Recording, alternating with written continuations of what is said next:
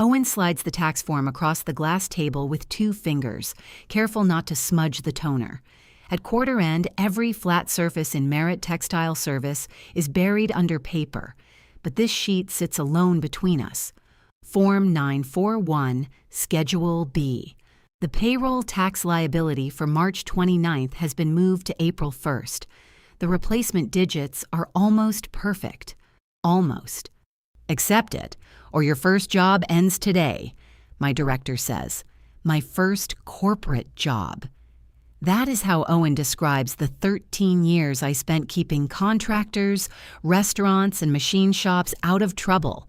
Preparation for the day his family gave me a real desk. I look through the glass wall. 9 people are still working under the fluorescent lights. Beyond them, steam from the laundry plant clouds the high windows. I take my green received stamp from my pocket. Owen's mouth softens. He thinks I have agreed. I roll the brass wheels to March 31st, press the stamp into its pad, and mark the upper right corner of the altered tax form. Then I open the quarter-close log. 5:42, I say. What? Time of handoff. I type. Received from Owen Merritt. Paper copy, Form 941, Schedule B, 2 pages. Owen leans back. His tie is loose, his shirt sleeves rolled evenly to the same point on each forearm. Even tired, he looks arranged. I don't need a museum accession, Tess. It's the tax folder. It's support for the tax folder. It's different from the vendor draft. The vendor draft had a formatting error. A date isn't formatting. His eyes travel to the green stamp. You've logged it. Accept it. Accepting the document in Ledgerport will attach my name, employee number, and review timestamp to the file. The altered date makes a $412,000 federal payroll deposit look timely. It also makes the compliance certificate for Merit's expansion loan technically true, provided no one asks which version the IRS received. I lift the paper and hold it toward the overhead light. The date is wrong in more than one way. The one sits too close to the slash. The row line thins beneath it where the original number was covered. Whoever changed it understood payroll deadlines better than PDFs. Owen drums once on the table. Do you plan to inspect the fibers? Who made this copy? I did. I lower it. That answer comes too easily. Owen is an excellent liar when he is prepared, but an impatient one when he believes the truth should not matter. Celia's team sent the filing packet Tuesday, I say. Their Schedule B shows March 29th. Celia's team has been told to correct it. Did they file a correction? They don't need to. The liability belongs to Monday. The payroll register says Friday. Then the payroll register needs context. Payday at Merit is Friday. It has been Friday since Ruth Merritt's father bought the company's first towel press from a bankrupt hotel in 1978. Most employees use direct deposit, but 23 plant workers still collect paper checks. On Fridays at 2, the envelopes leave payroll in a zippered gray pouch and travel downstairs with whichever fleet supervisor is available. My husband Cal carried the pouch last week. I saw his initials on the release sheet. You're asking me to certify that these documents match, I say. They don't. Owen's expression doesn't change, but his thumb stops rubbing the edge of his wedding band. I'm asking you to close a quarter. Those are different requests.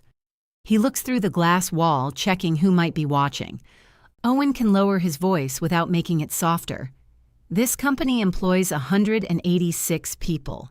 The Dayton property closes in 11 days. We miss the lender package tomorrow. We lose the rate lock and possibly the equipment deposit. I am not letting a payroll vendor's clerical error cost us 7 figures. It wasn't their error. You called them? I reconciled their file. I asked whether you called them. No. He nods as if I have confessed to something. Good, don't. There it is, quieter than the threat to fire me and more useful. I place the altered form inside a clear document sleeve.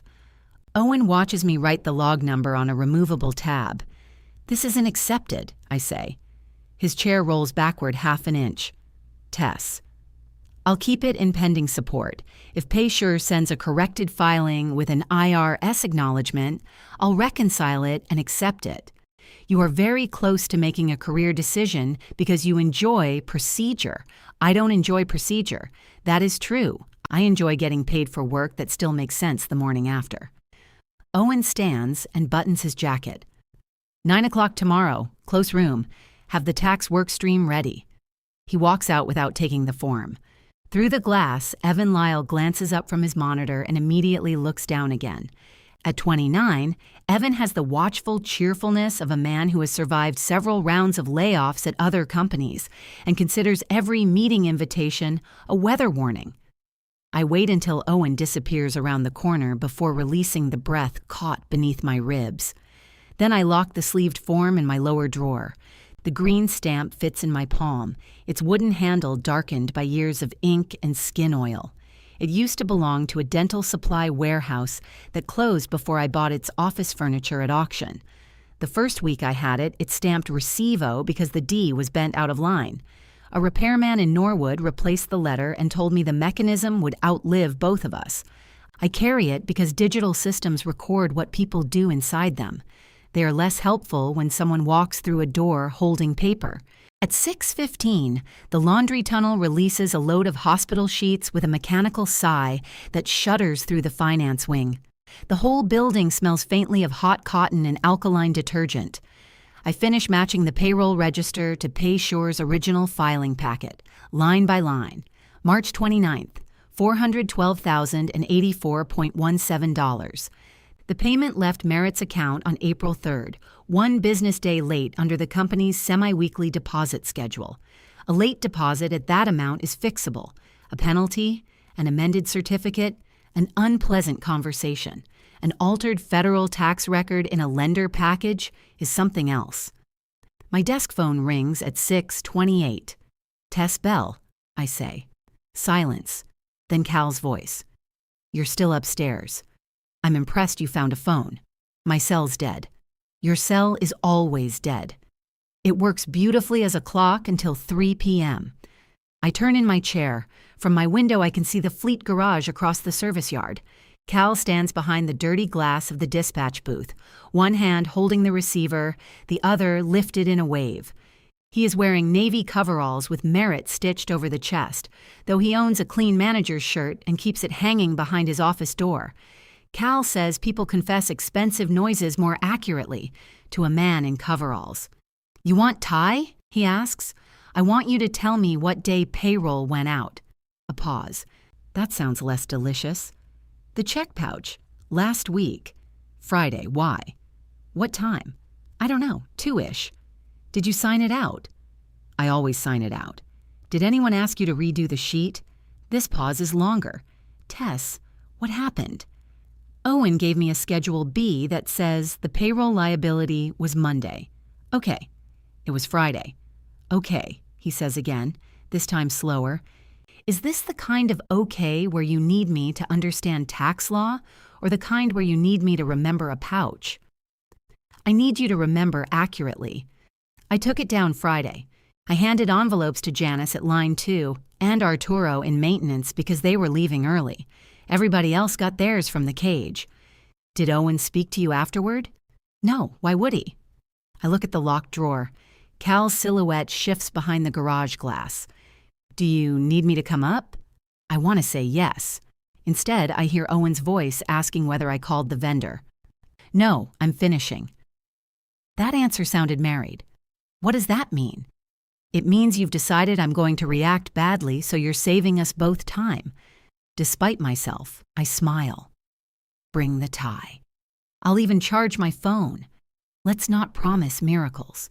When I hang up, Evan is standing at my cubicle opening with his laptop held against his stomach. Did I just hear you call phone charging a miracle? It's a chronic condition in my house. He gives the appropriate little laugh, then looks toward the corridor Owen used. Do you have the tax file? He asks. I have the tax work papers. He told me there was a final Schedule B. Did he? Evan adjusts his grip on the laptop. He wants me to run the close deck early. I'm supposed to take tax tomorrow. Tax is my work stream. I know. The embarrassment in his voice is real. So is the small current of excitement beneath it. Evan has wanted a work stream of his own since he arrived 8 months ago. Owen knows exactly how to turn another person's appetite into a weapon and make the weapon grateful. What exactly did he ask you to do? Put my initials on the wall chart. He said you were overloaded. I'm not. I figured. He didn't mention a document discrepancy? No. Evan's eyes settle on my lower drawer. Is there one? Before I can answer, the access doors click open. Owen's executive assistant, Lorna Pike, walks in carrying her coat and an empty glass food container. She's a compact woman with silver hair cut sharply along her jaw and a memory that makes calendars seem lazy. Owen left, she says, which means I'm leaving before he remembers something. Did you scan anything for him this afternoon? I ask. Lorna slips one arm into her coat. I scan many things for Owen. Some of them are even documents. Form 941, 2 pages. Her hand stops inside the sleeve. Evan looks at me, then at Lorna. Quarter end, I add. I'm tracing the support. Lorna finishes putting on her coat. He used my scanner himself around 5:30. I was in Ruth's office. Did he print from your computer? No, copied paper to paper. Was anyone with him? Tess? Her tone isn't a warning. It is a request that I recognize the edge we are standing near. Ask him. I did. What did he say? That he made the copy. Some tension leaves her shoulders, though not enough to call relief. Then you have your answer. She picks up her purse. Lorna, I say, did the copier jam? She turns back. The copier outside Owen's office has a habit of pulling the upper right corner of the second page into a crooked fold. Lorna hates it.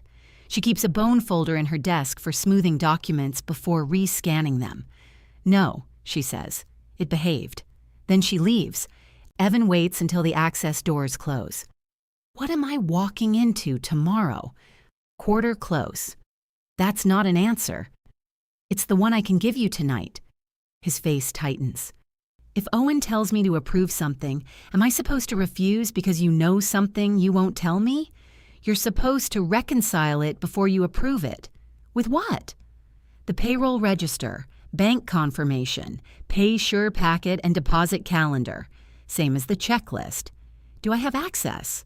You did this morning. He opens his laptop right there and taps through Ledgerport.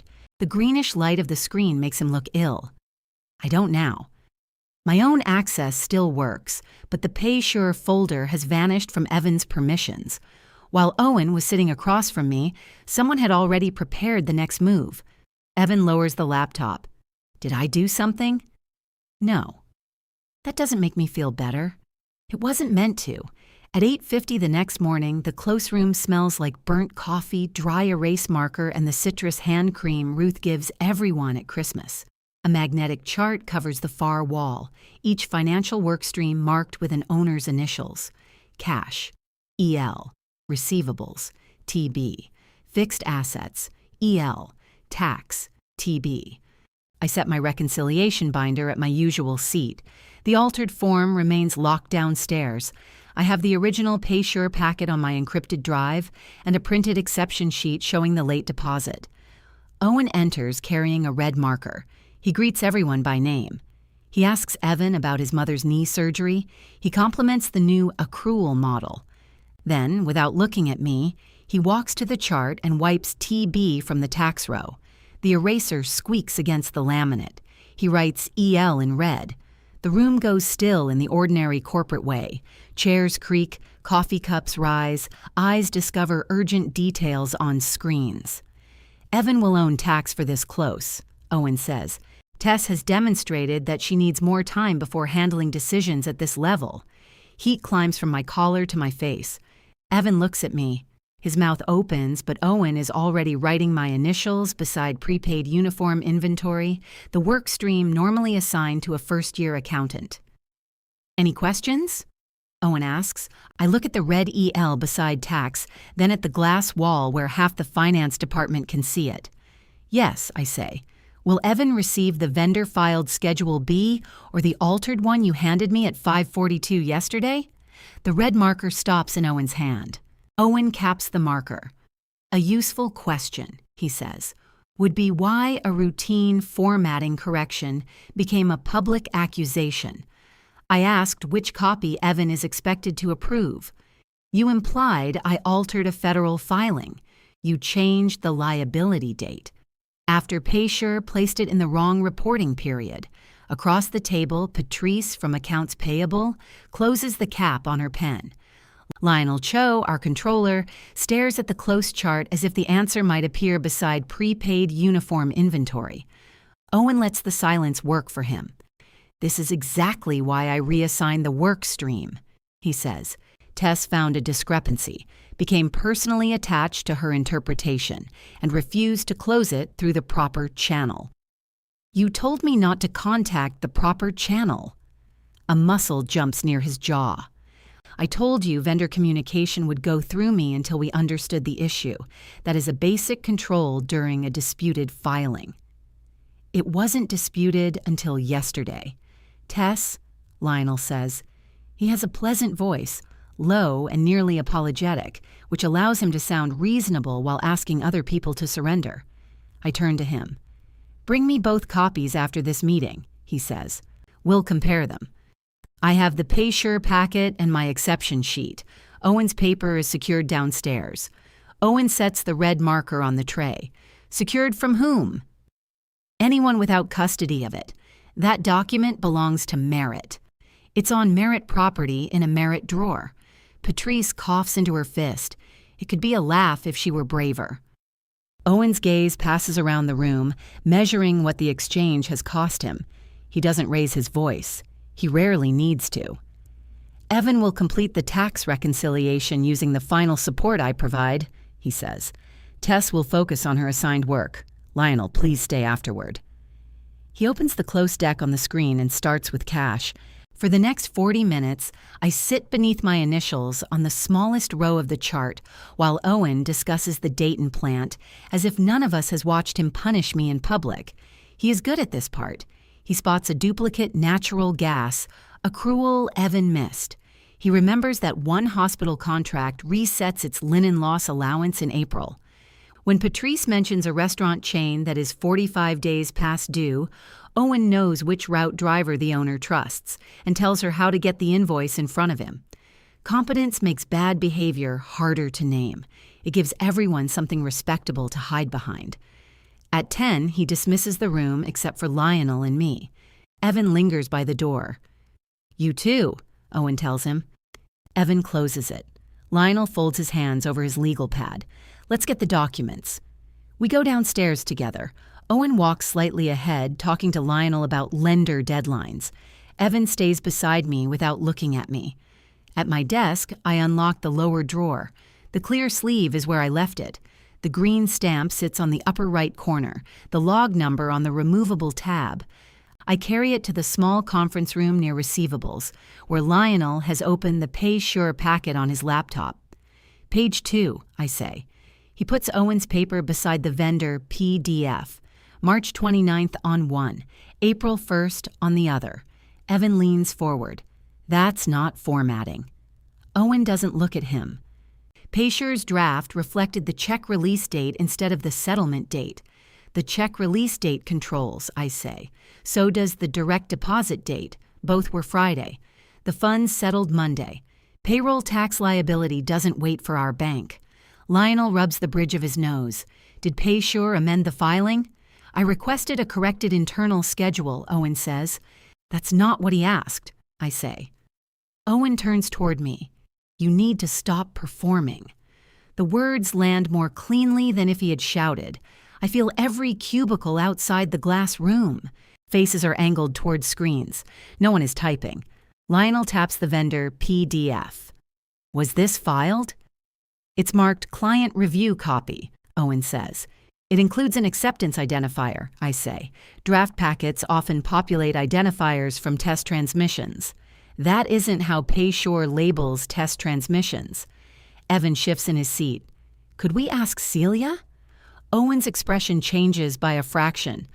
No, it is the wrong answer, and he knows it as soon as he gives it. He corrects course. Not until I speak with their account executive. We have contractual communication paths for a reason. Celia is our compliance manager, I say, and she reports into the account executive. She also prepared the filing calendar. Owen gathers both documents into a neat stack, but I put my fingers on the sleeve before he can lift it. That stays in my custody. His hand remains on the other edge. For a second, we are two adults playing a humiliating game with a piece of plastic. Lionel clears his throat. Tess logged it. Let her retain it until I review the policy. Owen releases the sleeve. Fine, he says. Evan, use the April 1st schedule for the close. Mark the reconciliation pending vendor confirmation.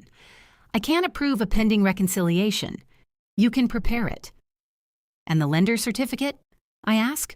Owen looks at Lionel. That is outside Tess's assignment. The meeting ends with no decision anyone is willing to call one. By lunch, my PaySure access is gone. The error message says my account has been disabled at the client administrator's request. Beneath it, a cartoon padlock smiles at me. I take a screenshot, save it to the access change folder, and log the time. At 12:15, Lorna appears with a sealed envelope. This is not from me, she says. Your fingerprints are all over it. I folded the paper. Spiritually, I remain uninvolved. Inside is a formal performance memorandum signed by Owen and copied to Lionel. It says I disrupted quarter close, bypassed reporting lines, and made an unsupported accusation concerning an approved tax document. For 30 days, all external vendor communication requires Owen's written authorization. I haven't made any external vendor communication. Lorna glances toward Owen's office. Then that part should be easy. Did Lionel approve this? I wasn't in the room. You're in every room. An ugly myth spread by people with poor calendars. She starts to leave, then notices the green stamp beside my keyboard. You should put that away. Why? Because he hates looking at it. I turn the wooden handle between my fingers. That feels like a reason to leave it out. It feels like several reasons. At one, Evan sends me his reconciliation through Ledgerport. He has not approved it. In the notes field, he writes, unable to independently verify liability date because vendor access restricted. It is a small act, carefully worded. It also prevents Owen from claiming that I alone saw a problem. I return it with one comment. Tie check release control 0331-P to fleet custody log. 30 seconds later, Evan walks over. What's 0331-P? The gray payroll pouch. You reconciled tax forms to a bag? I reconcile them to what happened. He lowers his voice. Owen said settlement date controls. What does the deposit calendar say? That pay date controls. What does the register say? Friday. And the bank? Friday for direct deposit, Monday for the checks that weren't cashed.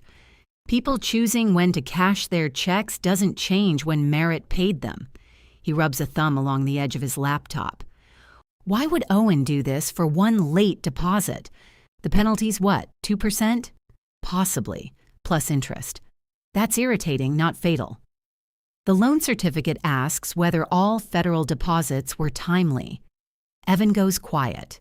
Through the wall, we hear a metal cart rattle over the seam between the laundry floor and the loading corridor. The rate lock, he says, and the equipment deposit. How much? I don't know the final number. He glances toward Owen's office. He told me the Dayton expansion is fully de-risked. Owen says de-risked, when he means the risk has moved to someone else. Evan almost smiles. At 4, Lionel tells me to go home. I have prepaid inventory, I say. We can survive until morning without knowing whether 3 months of shop towels are an asset. He closes my office door, which is generous but useless because the upper half is glass. The memo stays for now, he says. It's false. It documents Owen's concerns. It says I made an unsupported accusation. His altered form is in my drawer. He says it's a corrected internal schedule. Then why did he remove my vendor access? to centralize communication. Why did he do it before anyone spoke with the vendor? Lionel's shoulders sink. Tess, I am trying to slow this down. Owen isn't. You embarrassed him in front of his team. He erased my name from my work in front of his team. And you escalated. He altered a tax form. You keep using that phrase like intent has already been established. He physically gave me a form with a changed date and told me to accept it. I know what happened. Do you? Lionel looks through the glass before answering. I know we have a late deposit. I know we have a lender deadline. I know Owen has been carrying the Dayton deal for 14 months, and Ruth has tied his future to it in ways she shouldn't have. That doesn't make the date Monday. No, it is the first clean word anyone above me has given me all day. What are you going to do? I ask. I'm going to speak with Ruth. When? When I have enough to tell her something useful. Owen files the lender package tomorrow. I know. You don't have time to slow this down. He opens the door, then pauses. Take the paper home. Merit Records can't leave the building without authorization. I'm authorizing it. Put that in writing. A tired laugh escapes him. You really do enjoy procedure. No, I enjoy not being framed. He studies me, and I watch him decide whether the word is melodramatic. Fine, he says. I'll email you. Cal is at the kitchen counter when I get home, using a butter knife to pry the lid off the tie container because every clean fork has disappeared into his truck, office, or tool chest. You look terrible, he says. You're holding a knife backward. It's a butter knife. There's no forward. I set my bag on the table. His humor fades when he sees the sealed document pouch under my arm. What did Owen do? He reassigned my work in front of the department and gave me a performance memo. For the tax thing? For disrupting close. Cal lowers the knife. Did you disrupt close? Yes. His eyebrows rise. I asked which tax form Evan was supposed to approve. In the meeting? Yes. In front of everybody? Yes. He exhales through his nose and turns toward the stove. Tess. The sound of my name tells me where he has landed before he says another word. I know Owen can be an ass, Cal says. But could you have taken it to Lionel privately? I did. Owen was there. You know what I mean? I do. You mean, could I have made it easier for your brother to do this quietly? I mean, there's a closing in 11 days. And a false compliance certificate tomorrow.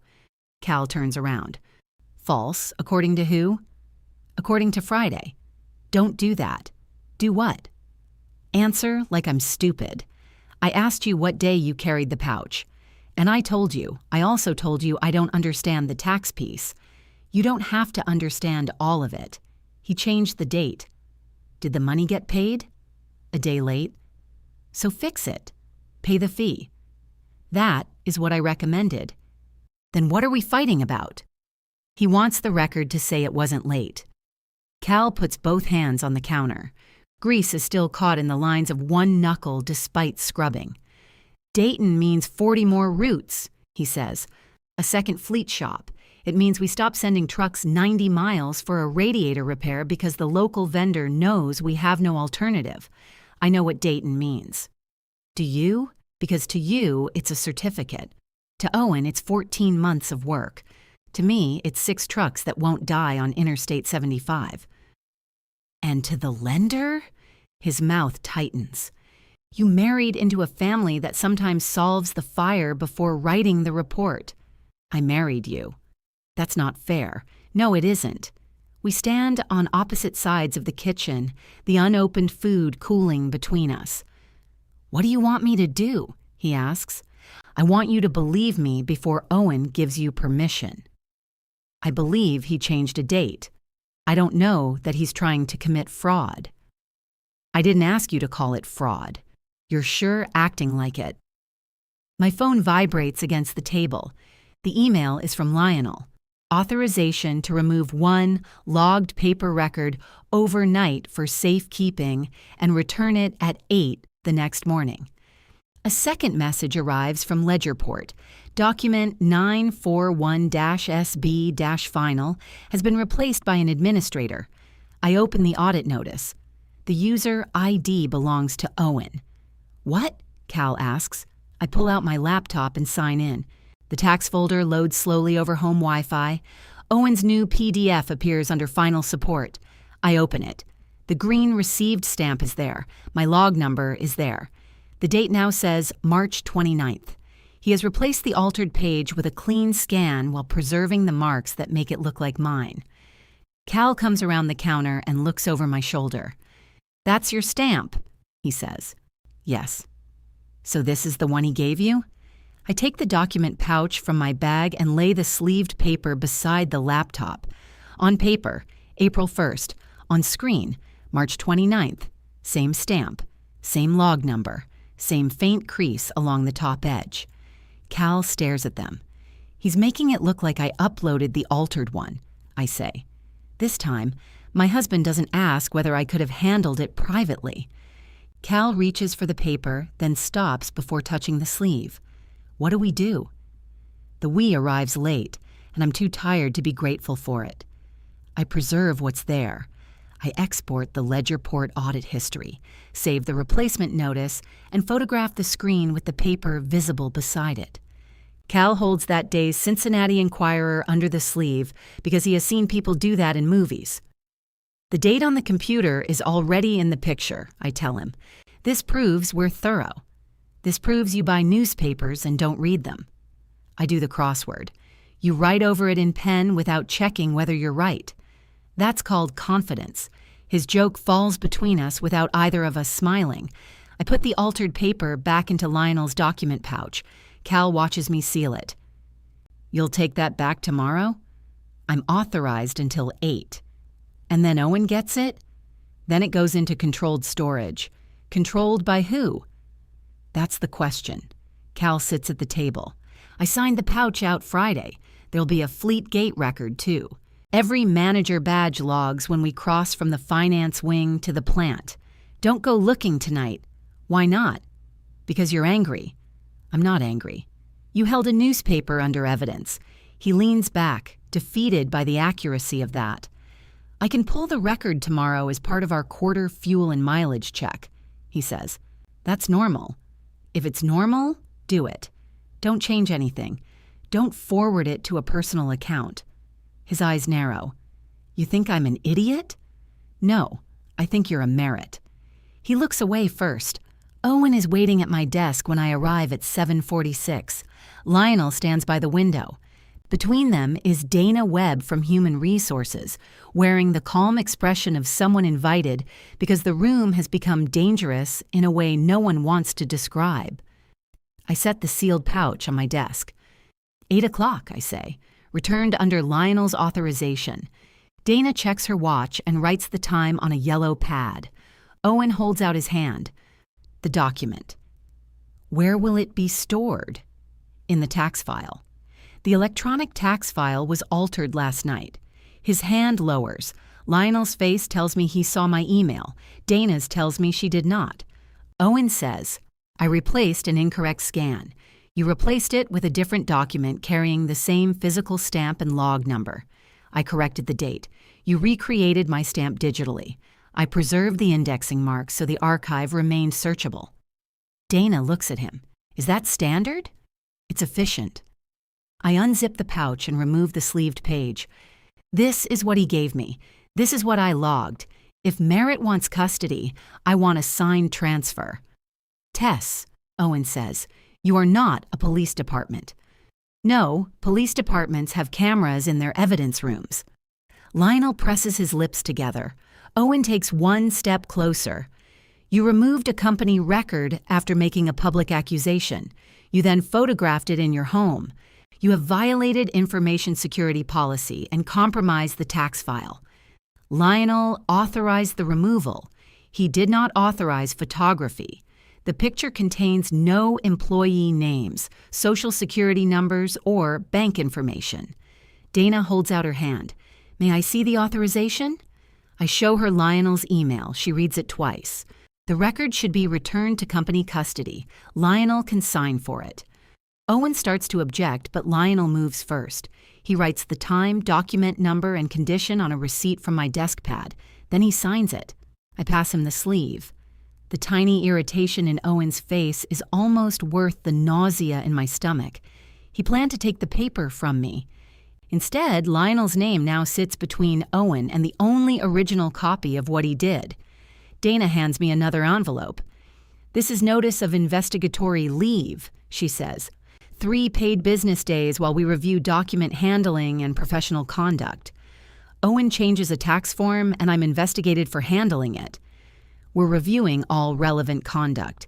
Is the lender package being held? Dana glances at Owen. He answers, "The package was submitted at 6:30 this morning." Lionel's head turns. "You told me we had until noon." "We had an opportunity to beat the queue." "With which compliance certificate?" I ask. "The authorized one." "Signed by?" Owen's mouth curves without becoming a smile. "Not you." Dana asks for my badge and laptop. I give her both. When I reach for the green stamp, Owen places his palm over it. "Company property stays." I bought that stamp before I worked here. It has been used to mark confidential company records. It cost $9 at a warehouse auction. "Tess," Lionel says quietly. I remove my hand. The wooden handle stands between Owen's fingers, ridiculous and small. "You'll receive it when the review is complete," Dana says. Outside the glass wall, people pretend not to watch me carry my bag toward the exit. The tax row on the close chart still bears Evan's initials in red.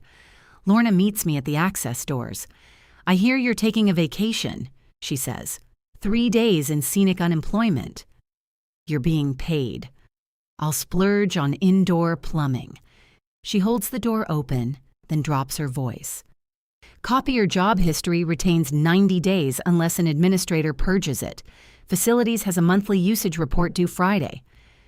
"I can't ask you to get involved." "You didn't." Her silver hair swings as she looks back toward Owen's office. "You asked me yesterday whether it jammed." Cal finds me in the parking lot 10 minutes later. He's still in coveralls, breathing hard from crossing the plant. "You're leaving?" They took my badge. His head snaps toward the finance windows. Owen did? Dana did. He watched. Cal's hand closes around his own badge. I pulled the gate records. "Don't give them to me here." It shows my badge at 1:53 Friday. The pouch release sheet is scanned with it. "Save it in the normal fleet folder." I already did. "Don't edit the metadata." Jesus, Tess, I know. The sharpness in his voice finds the bruise from last night. "Fine," I say. He rubs a hand over his face. "I'm trying." "So am I. Come home, we'll figure it out tonight." But that evening, Ruth's long dining table is set for 4. Sunday supper has moved to Thursday because Ruth has decided the family cannot wait 3 days to pressure me properly. She serves pot roast on china edged with blue vines and keeps the conversation on rising natural gas prices until everyone's plates are full. Owen cuts his carrots into exact halves. Ruth sets down her fork. "I want us to speak plainly." "That would be new," I say. Cal's knee touches mine beneath the table, a warning or comfort. I can't tell which. Ruth looks older at home than she does at Merritt. At work, her silver blonde hair and dark suits make her seem carved. Here, in a soft green sweater, she is a woman whose sons have brought a company problem to her dining room and made it a family obligation. "Owen tells me the deposit was made," she says. "A day late. He tells me the lender's calculation allows a cure period. The certificate asks whether federal deposits were timely. The loan agreement contains a cure period. That doesn't change the answer on the certificate." Owen dabs his mouth with a napkin. This is what she does. She narrows every conversation until only her preferred fact fits. "You moved the fact to Monday." I corrected an internal work paper. "You altered a filed tax form." His fork clicks against the plate. "You don't know what was filed." "Then show us." Ruth raises one hand. "Enough." "Why?" I ask. Because the answer has bad manners? Cal murmurs my name. Ruth's gaze shifts to him. You have been quiet. I carried the payroll pouch out Friday. Owen leans back. Which proves when paper checks were distributed, not when the tax liability settled. Payday was Friday, Cal says. You manage trucks. And you change dates. The room contracts. For the first time, Owen looks hurt instead of angry. It makes him resemble Cal around the eyes. I spent 14 months building Dayton, he says. I negotiated the purchase option while Mom was recovering from surgery. I got the wastewater permit when the city wanted to delay us until fall. I locked the tunnel washer price before steel went up. One deposit posted outside our window because PaySure used the wrong calendar, and suddenly I'm a criminal at my own table. No one here called you a criminal, Ruth says. You put me on leave, I say. You accused me of compromising the tax file after Owen digitally copied my stamp. Ruth looks at him. You did what? I preserved an indexing mark. You made a clean document look like the one Tess received, Cal says. Owen turns on him. Have you considered that your wife may have created the altered paper herself? Cal goes still. There is the next move, arriving in the middle of Ruth's pot roast. Owen continues softly. She took it home. She photographed it. She has made herself the only source for the claim that I handed her that version. The log, I say. An entry you made. Your copier history. A machine anyone can use. Your own executive assistant saw you copying it. Lorna saw me at a copier. Cal's chair scrapes backward. You told me last night you corrected the date. I corrected a scan. Tess is the one who produced the altered paper. Ruth closes her eyes for 2 seconds. When she opens them, she speaks to me. The lender package is submitted. I am asking you to let the review proceed internally. Under Owen? Under Lionel and Dana. Owen signed my performance memo, removed my access, replaced the document, and had me escorted out. Paid leave is not an escort. Ruth. Her fingers tighten around her napkin. This company has obligations beyond your dignity. The sentence is quiet enough to remain in the room long after the sound ends. I push my chair back. Cal reaches for my wrist. Tess. I look at his hand until he releases me. Ruth says, leaving will not help. I'm not leaving because it helps. I drive to the office I used before Merritt hired me. The storefront belongs to an electrician now, but the rooms above it are still rented by the month to people between apartments, contracts, and better decisions. The landlord remembers me and gives me the key to a narrow room with a hot plate, a slanted floor, and a view of the alley where restaurant workers smoke after closing. Cal sends one message. I told her that was wrong. I set the phone face down. In the morning, Evan emails my personal address from his own account. The subject line reads, Your book. I almost delete it. The message contains no company attachment, only 3 sentences. Owen gave me the final tax schedule at 7/12 Wednesday. He wrote, accept the form as provided and do not reopen Tess's reconciliation. I saved the message in the ordinary close correspondence folder.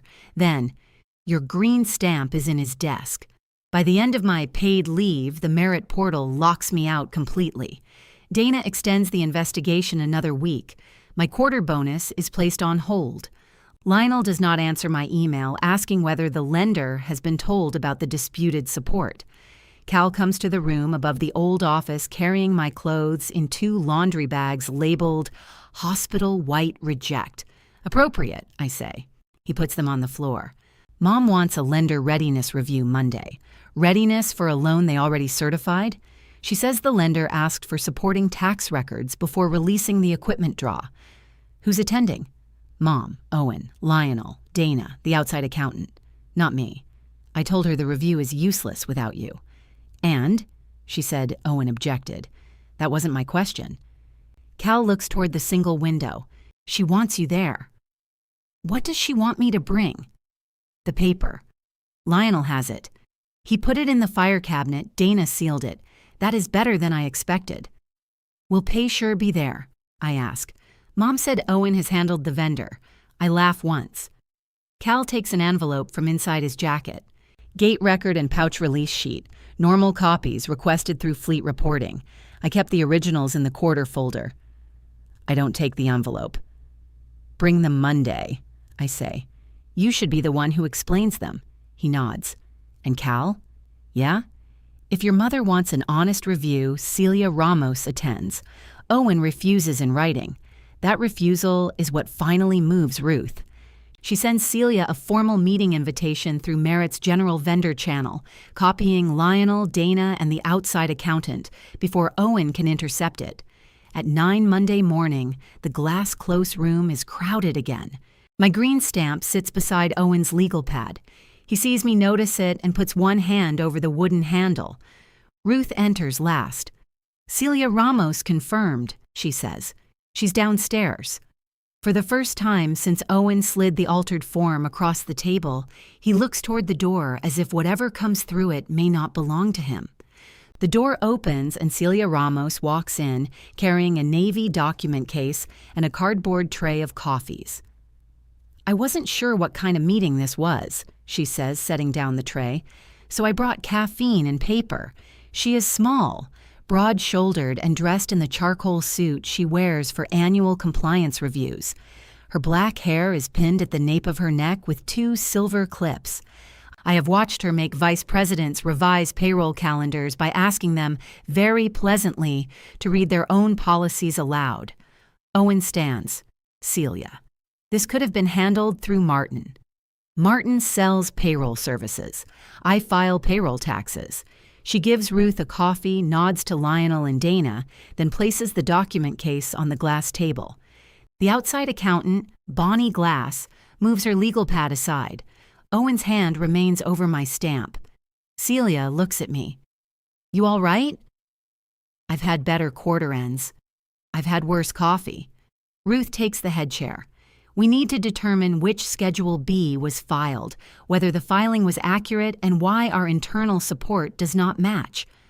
It matches one version, Owen says. The dispute is over which version should control. Celia unzips the case. The filed version controls what was filed. She removes a packet bound with a black clip. On top is Paysure's reporting agent cover page.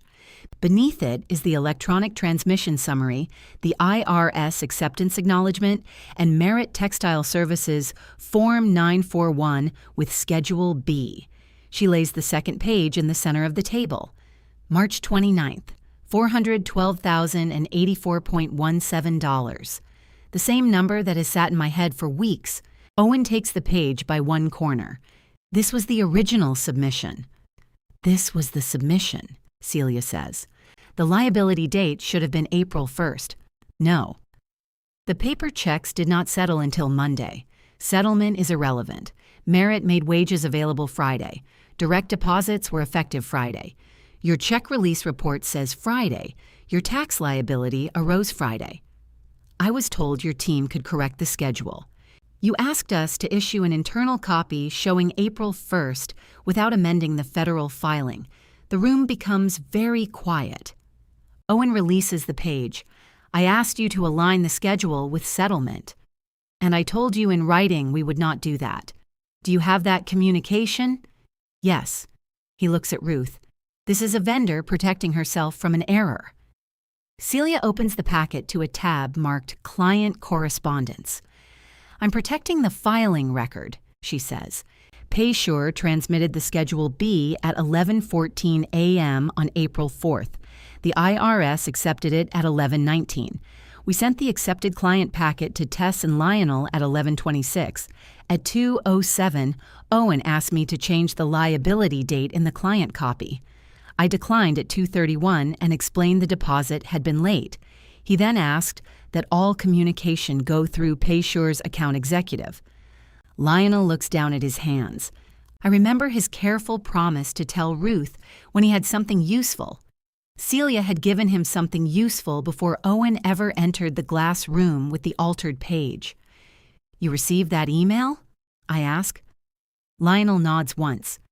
It went into quarantine because of the attachment. I found it Friday. After the lender package went out? Yes. Ruth turns to him. Why didn't you stop the submission? Owen submitted before I knew. You knew there were 2 forms. I knew Tess had produced a paper copy that differed from the vendor packet. Produced, I repeat. Lionel winces. Owen leans forward. Because that remains the issue. Celia can establish what her company filed. She cannot establish who altered the paper Tess took home.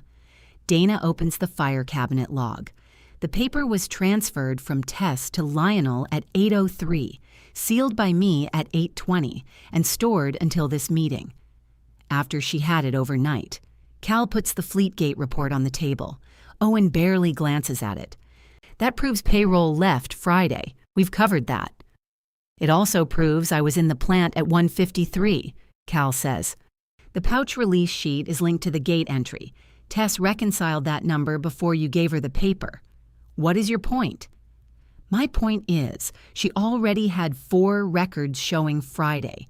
She didn't need to manufacture a 5th one that made her look insubordinate. She needed evidence against me. Why? The single word catches Owen harder than an accusation. Cal does not raise his voice. What did she have against you before you handed her that form? You gave her a work stream. You brought her into the company. You spent 2 years telling everybody she was too cautious, and she kept cleaning up the things you called small. Why would she invent this? Owen's face closes. You're her husband. Yeah. It took me longer than it should have to remember what that means. I look down at the table. Ruth says, "Where is the original paper?" Dana unlocks a gray portfolio and slides out the clear sleeve. My removable tab is still attached. The green received stamp fills the upper right corner. April 1st sits in the altered field. Celia places the filed copy beside it. Friday and Monday. Authority and fiction. 2 dates separated by a few inches of glass. Bonnie, the outside accountant, puts on narrow reading glasses. She studies the paper, then Owen's electronic replacement on Dana's laptop. The stamp position is identical, she says. I preserved the indexing marks, Owen says. You edited the scanned document. I corrected it. Before or after Tess logged the paper version? Owen doesn't answer. Lorna appears at the door holding a facilities folder. Sorry, she says. The copier report was requested for month end. Ruth motions her in. Lorna gives the folder to Dana. The usage report shows a 2-page paper-to-paper copy under Owen's executive code at 5:31 p.m. It cannot show what he copied, only when and how. Dana adds it to the sequence. 5:31. Owen copies 2 pages. 5:42. I log the 2-page Schedule B he hands me. 6:30 the next morning, he submits the lender package. That evening, he replaces the electronic record with a digitally corrected scan carrying my physical stamp. Evan's message completes the narrow path between those points. Dana reads it from the ordinary close correspondence folder. Accept the form as provided and do not reopen Tess's reconciliation. Owen looks around the table. His gaze stops on me. You built a trial. No, I say. I kept a log. He laughs, but there is no humor in it. You think this is clean? You think a lender freezes our draw? Dayton waits politely? The seller keeps our deposit? The equipment supplier honors pricing? You're about to trade an actual company for the emotional satisfaction of being right about one date. I don't know what the lender will do. I do. You knew what Paysure filed, too. Color rises above his collar. Ruth touches the filed copy. How late was the deposit? 1 business day, Celia says. The anticipated federal penalty is 2% of the underpayment, subject to the IRS notice and calculation. There will also be interest. And the filing itself? Accurate. So the false record is the one in our lender support. Yes, Bonnie says. The certificate should be corrected immediately. Owen pushes back from the table. And if the bank pulls the line? We disclose before they find it, Bonnie says. We provide the filed copy, payment confirmation, cause analysis, and remediation. We ask for a waiver. You can ask for anything. They can still say no. They can. Ruth looks at me. What would you do? It is the first time she is asked without already shaping the answer. I'd notify the lender today, hold the equipment draw, correct the certificate, pay whatever the late deposit costs, give tax filing access back to finance, and require pay-sure verification before any compliance representation leaves the company. And Dayton? Ask for a waiver. If we get one, renegotiate the closing date. If we don't, stop spending money we borrowed under a false statement. Owen shakes his head. Easy to say when you've never built anything. I built the records you used to certify it. You stamped paper. Yes. His eyes go to the green stamp beneath his hand. I hold out my palm. For several seconds, he does not move. Then Ruth says his name. Owen lifts his hand. I take the stamp. The wooden handle is warm. Celia slides the filed Schedule B toward me. I roll the brass wheels to the meeting date, press the stamp into the green pad Lorna has brought from my desk, and mark the filed copy in the upper right corner. The sound is small, a metal click followed by the soft impact of rubber on paper. This is the filed copy, Celia says. I enter the handoff in a blank line on Dana's custody log. Received from Celia Ramos, pay sure. Certified transmission packet, IRS accepted form 941 Schedule B. When I finish, Ruth turns to Dana. Remove Tess's performance memorandum. Owen stands. You cannot make an employment decision before the investigation is complete. The investigation is complete enough to know she should never have been under it. And me?